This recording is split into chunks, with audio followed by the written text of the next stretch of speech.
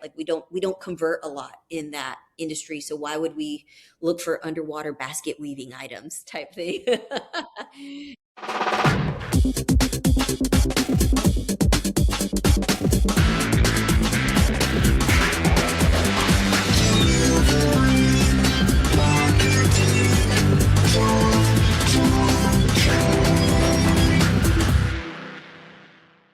Hey there, and welcome to a brand new episode of Delivering Marketing Joy. I am your host, Kirby Hausman, and joining me today is an absolute repeat rock star. So appreciate her taking the time today. She's the CRO, if you don't know what that means, Chief Revenue Officer of Gold Bond, Britney Godsey. Thanks so much for joining me.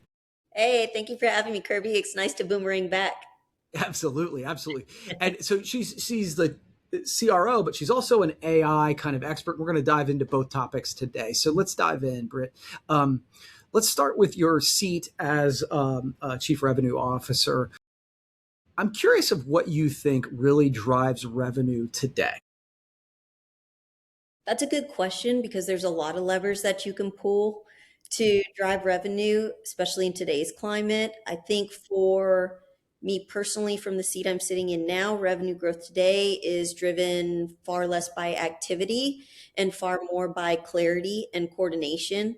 So the companies that we see grow are the ones that are focused relentlessly on the right type of customers and not just gathering as many customers as possible. They're aligning sales, service, operations, and supply chain around single commercial agendas. If you have something specific that you're trying to anchor towards. And most importantly, they're putting in mechanisms and architecting their operations to remove friction from the buying experience before customers feel it. And we've talked about that a lot. That's not a new concept, but now with the speed of technology, you can really accelerate the execution of predicting what may happen and how to enhance the experience for a client. So as a supplier, reliability and responsiveness aren't just table stakes. We've heard from customers that speed is the gateway to revenue because we're flipping stuff back to them as timely as we can so that you can put it together in your own format, maybe collect from other suppliers too, put it all together to flip it to your client as well for a big project.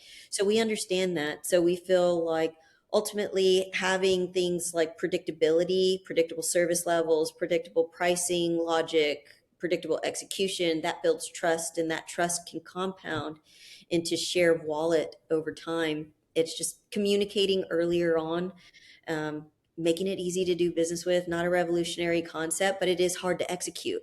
And that's why people talk about it all the time.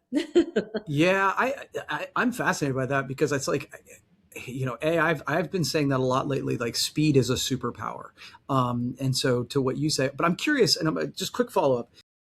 I hear people talking about the idea of, hey, we are going to focus on our customers and not every customer. But I also struggle with that, if I'm being honest, right? So is that something you guys struggle with, or is it like, no, we've made this decision and we're good? Absolutely. Yeah. I would say it was an emerging skill that we Yeah. were learning because we were trying to experiment with different tactics because we just weren't sure what was going to work. And it's hard to turn down revenue, no matter who it is. You want to pay the bills. And we've really since synthesized our approach. And so we truly take a targeted strategy, the 80-20 rule, so to speak, just to make it easy for any of the listeners on the call, where we have an ideal customer profile that we're working against, and we've figured out through AI and some of the reporting synthesis that we've been able to do via our invoices and our customer data, what works the best for us when we win the most. And so of course you want to go for that type of client because you're a natural fit for one another, and it's easier to get deep and wide in an account than to stay shallow and work across the board fighting for every singular Yeah. interaction. And that's really what our goal was. But again, I know that we're talking about AI. AI was a really big proponent of helping us create that decision tree because it's hard, especially in sales. You never want to say, I want all the opportunities, right? I want to buy anything and I Yeah. don't want to cut my nose off to spite my face. But after seeing some more of the data, it was a lot easier to make a clear picture of where we wanted to be in the future and how we were going to get there. Yeah, and so I guess that leads nicely because I mentioned you're the CRO, but you have been a voice, a leading voice in our industry in how to use AI. And I was telling before we started recording that you have taught me quite a bit about it, and I appreciate it. So, and you're giving a session here soon in the industry and stuff like that. So, for someone listening to this, how can AI help leaders spend more time in their strengths and less time in the weeds, like you were just talking? Yeah, I think it depends on your level of experience and maybe where you sit in your organization overall. Yeah. So, two examples of what we're working on right now that use AI is a sales order automation tool, two LLMs running in the background. The benefit of it is we're going to cut six figures in operational cost and Wow. Yeah. speed up the rate in which orders hit the production floor. What would take 15 minutes to enter one order, now we can enter thousands in 2 minutes or less.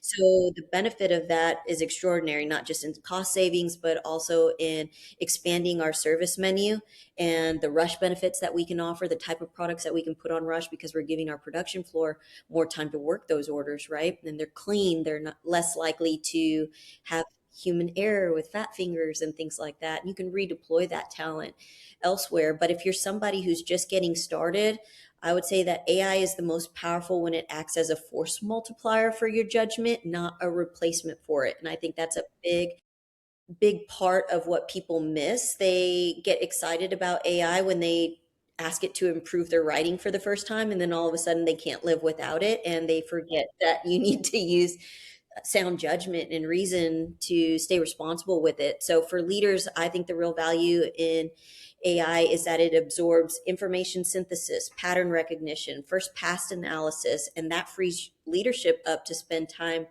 where they can create the most value, which is making those trade off decisions, coaching people one to one, shaping your strategy and anticipate what's coming next, striking deals where it's appropriate, whether it's with brand partners, new clients, existing clients.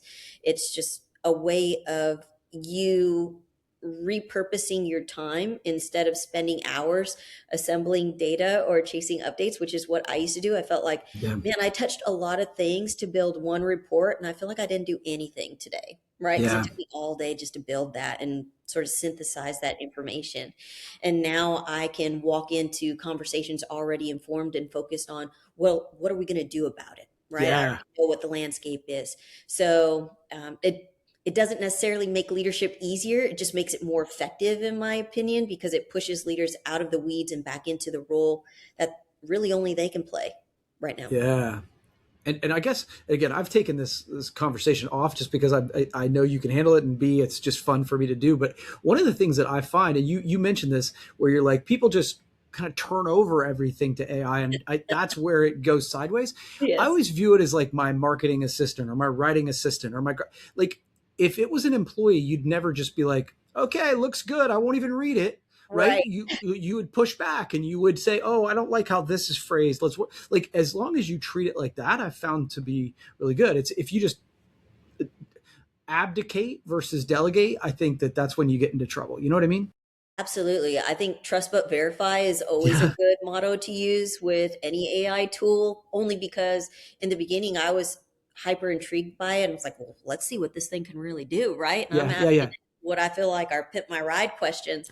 And then I would ask it to cite its sources, and it's got a decade-year-old report that really has nothing to do with the topic. It just has Right. similarities in the context and the wording. And so, yeah, it's not a Jesus take the wheel approach by any means. It's definitely just a proponent to help you propel and accelerate efficiency and a thought partnership, really. A sparring partner is how I would leverage AI if you're just getting started. I love the sparring partner because that is Yeah. another thing I've heard people say is like you need to sometimes ChatGPT can be the ultimate hype man, and it's like you need to tell me where I'm wrong, push Yeah. back, right? Like and so I like that concept. So Yeah. real quickly, sort of, I mean, you're talking to a lot of people about AI because I know you were at Expo talking about you're got a session coming up. How do you recommend people start using AI? I mean, someone who's like, okay, I'm hearing about it. I feel like there are places for it to increase efficiencies in my business. How do I start using AI without feeling completely overwhelmed? Yeah. So in that expo panel with Eric Granata and Abby Burke, Abby actually said something that I don't think I would have thought of, and it was a really good point that I think is relevant to your question. She said, hey, pick a topic or a hobby that you're already interested in because you're more likely to be enthusiastic about experimenting and talking to AI versus maybe something you're more intimidated by. So that could be golf or traditional Chinese medicine, whatever that looks like for you. I thought that was a really awesome Yeah. piece of advice. I personally didn't take that approach, but I think it's great. To me, I would tell people to start with one decision or one frustration, not a tool, right? So I would ask it or ask myself, what do I spend just way too much time on that doesn't really require my judgment, but I have to do it? Yeah. And where do I wish that I had better insights before acting or making a decision, especially as a leader? A lot of times you're getting a lot of stimulus and you don't feel like you have a ton of time or data to react decision really quick. And sometimes that feels very fast and loose and unsound. And so that's where I feel like AI has been very helpful for me, just making sure that I'm synthesizing my data in a way that is easy for me to articulate, understand, and create decisions off of instead of feeling like ChatGPT, tell me how to reword this because no, I don't want to give a 5% rebate from dollar one, but say it politely and professionally. Yeah. Right. Like Right. Right. instead, I'd rather talk through like, here's the landscape, the potential, what they're saying they're doing with other suppliers. Here's the runway of what to anticipate and their makeup of buyers too. How does this align with my ideal customer profile? Is this a sound decision or what should I scale? Yeah. And that creates better dialogue, I think, for you as a leader when it comes to strategy. Yeah, I agree 100%. And I think the more that you can educate, like you and I talked again before we started about creating custom GPTs and training it and training it and training it. We utilize it. My wife and I have a real estate business. And so I've input our ideal deal box, the formulas we use, like everything that's sort of our thing to help me go, okay, here's a property. What do you think about it? And not that if it comes back and says yes, I'm like, okay, that's like one more person or one more opinion that I will at least factor. It still comes to me. Yes. Yeah, you're the ultimate decision maker. So, an example of something that we've used as a leadership tool, two things. One is we used AI to take our invoice data and synthesize industries against what PPAI recognizes as industries so that we also had something to benchmark against when they released reporting as well. And it allowed us to see not just the sort of genetic makeup of what types of products are going into what types of industries, but it also helped us break down the type of client that tends to work towards that type of industry and our typical conversion rate. It was awesome from a sales perspective. It felt like, oh, right. But Yeah. Yeah.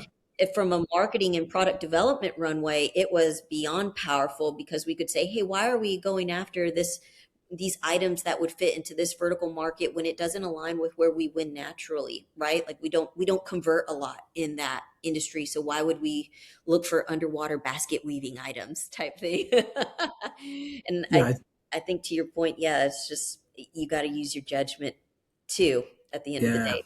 Well, and I'll tell you, I think it's the data thing too. And I'm again, I know I've gone off the reservation on this, but I'm fascinated by it. Just to give a little bit of inside baseball, we actually downloaded 4 years worth of sales data, and then asked our ChatGPT to analyze it and tell us where the industries and right away one of the first things was like your data is not very clean. This one is like It's not there's what I asked you. like Yeah. well, like the third largest niche was uncategorized. Okay, well, that's a problem. We can fix that. So you go in and fix that. And what it did was over the last 4 years, these are the three industries that you've most sold into. And I was like, huh, like I thought I that. was really focused on the third one that's of the, so it was smaller, but because my largest customer sat in that space, but we had two larger niches that we were doing really well in. And so it refocused how we market, how we chase those kind of clients. And that's the kind of thing that we have used it to kind of help focus us. Yeah, I love that, especially because we're human, right? You only remember sort of what you feel like has happened most recently, and it's hard to go deep in the archives to 2 years ago or even 6 months ago, 3 months ago when you're just running wide open. And so I think it's really helpful to just build clarity before you jump in with both feet Yeah. prematurely, maybe. Yeah. Yeah, for sure. Well, Brittany, this has been great. And I know that you have a ton more insight to give. And you're doing a session, right? You're doing a session here coming up in our industry on AI. Where is that? When is it? Can you talk a little bit about that? Yes, I will be the keynote speaker at camp, and it's going to be March 26th at 8 a.m. So if any of you guys are camp members or would like to come and join, I would love to meet you. And I'm in North Carolina. So Yeah. hopefully this winter weather, these blizzards will subside Yeah. by then. But Absolutely. And for what it's worth, again, I've seen Brittany speak several times. She's great. I would highly recommend. So, Britt, thank you so much for being on. I really appreciate it. thank you, sir. Thank you for having me. Cool. Well, we'll do it again sometime. That's going to wrap up this edition of Delivering Marketing Joy. We'll see you next time.